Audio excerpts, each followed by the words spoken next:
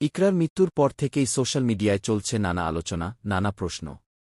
এর মধ্যেই নেপাল থেকে হঠাৎ লাইভে এসে বিস্ফোরক বক্তব্য দিলেন আলভি।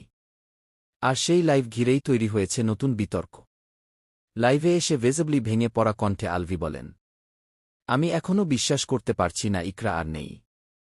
কিন্তু আমি এখন দেশে ফিরতে পারছি না গি। তিনি জানান, পরিস্থিতি এবং কিছু জটিলতার কারণে তিনি ইকরার জানাজায় অংশ নিতে পারবেন না। আমি জানাজা পড়তে চাই না, এমন না। কিন্তু আমি শারীরিকভাবে সেখানে উপস্থিত থাকতে পারছি না, এমনটাই দাবি করেন তিনি। তার এই কথার পরই কমেন্ট বক্সে শুরু হয় তীব্র প্রতিক্রিয়া। কেউ সহানুভূতি জানাচ্ছেন, আবার কেউ প্রশ্ন তুলছেন, কেন স্বামী হয়েও তিনি শেষ বিদায়ে থাকতে পারছেন না। লাইভে আলভি আরও বলেন, আপনারা আমাকে ভুল বুঝবেন না।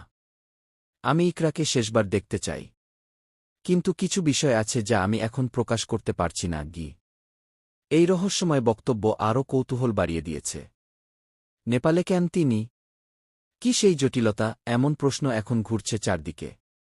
আলভি চোখের জল মুছতে মুছতে বলেন, আমি সবার কাছে অনুরোধ করব, দয়া করে গুজব ছড়াবেন না। ইকরার আত্মার শান্তির জন্য দোয়া করুন গে।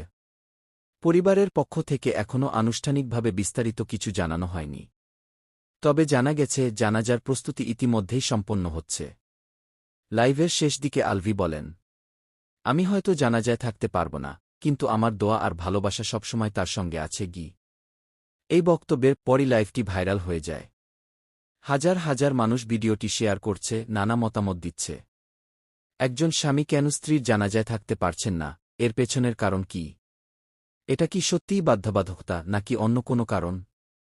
পুরো ঘটনাটি এখন আলোচনার কেন্দ্রে।